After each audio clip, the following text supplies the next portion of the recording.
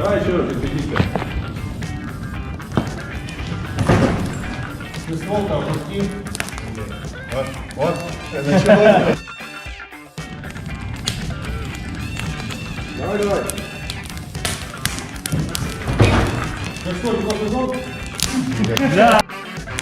Что вообще такое монолит? Откуда он взялся? Почему он их себе купил? Сходи, спроси. Ты знаешь, не горю желанием. Вот у меня... Потом расскажешь. Вот, Если сам таким не станешь. для этого и придумал. Вот, похоже, он сходил туда, спросил. Есть такое предположение. Когда не завалят. Камера, мотор. Добрый вечер. А тогда к тебя в Якут сталкиваю после такого. Причем он сразу же прирежет, блин. Ты знаешь, как, ты как сейчас с медведем, который за решеткой руку ему суешь, типа он меня не укусит, а потом он, медведь освободится. Вот я надеюсь, что он не освободится. У нас же есть военизированный долг, который отвечает за него. И... На долг надейся, а сам не плашай.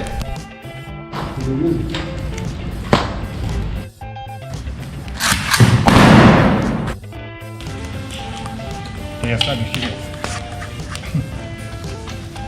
Я сам охерел.